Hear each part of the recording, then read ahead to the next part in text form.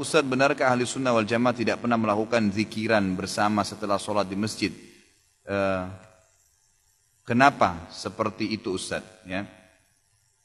Jadi yang saya tahu Allahu a'lam memang Abdullah bin Umar menyebutkan dalam riwayat bahwasanya saya mengetahui sholat di masjid Nabi SAW sudah selesai dengan saya dengarkan suara zikir mereka. Dengan saya dengarkan suara zikir mereka, maksudnya Nabi dan para sahabat. Jadi di zaman Nabi SAW itu zikir habis sholat bersuara sebenarnya, bersuara.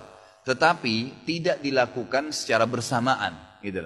Jadi misal Nabi SAW lagi baca ayat kursi, sahabat sana lagi baca al-ikhlas, sahabat sana lagi baca al-falak, yang sana lagi baca subhanallah 33, dibebaskan oleh Nabi SAW. Itu yang ada dalam hadis.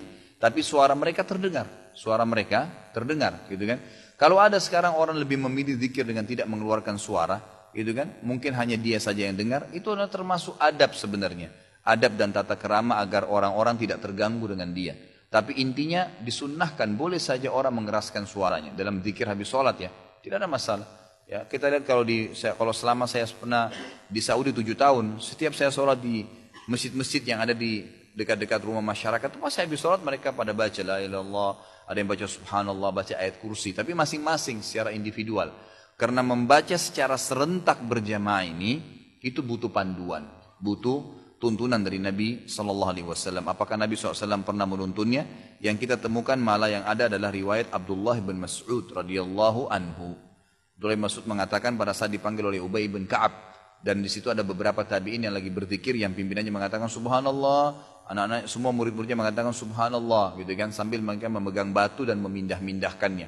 Maka Ka'ab bin Malik mendatangi rumah Abdullah bin Umar berkata, wahai Abdullah bin Umar, kalau kau lihat ini pasti kau tidak suka.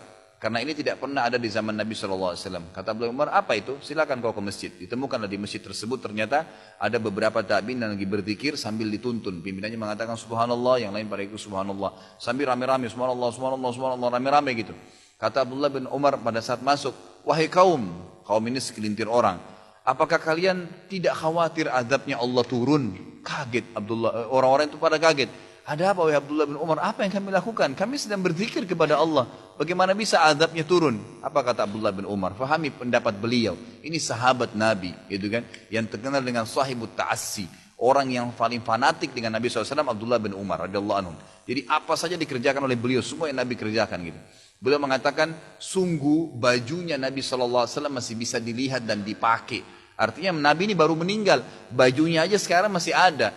Panci-pancinya masih bisa dipakai, rumahnya masih bisa dihuni. Kalian sudah berani melakukan apa yang Nabi kalian tidak contohkan, gitu kan?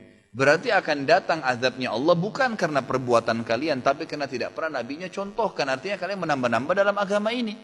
Jadi ini berbahaya sekali, gitu kan? Seseorang telah datang di depan Hasan Basri lalu sholat habis asar 6 rakaat. Salam habis asar, sholat 6 rakaat sunnah.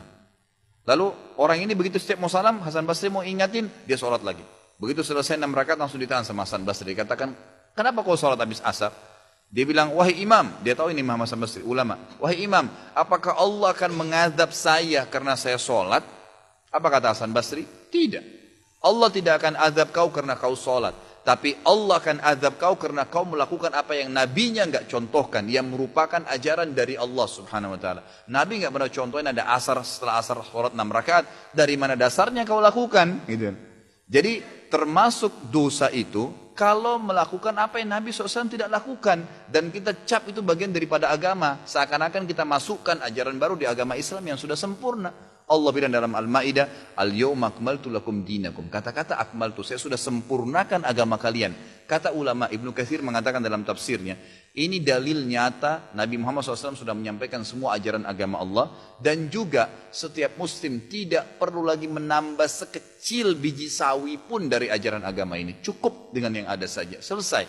Maka kita tidak ada lagi masuk ke syubhat, tidak ada lagi masuk ke ragu-raguan. Lakukan apa yang sudah diperintahkan saja, titik. Maka itu akan membawa kita insya Allah ke dalam surga Allah SWT.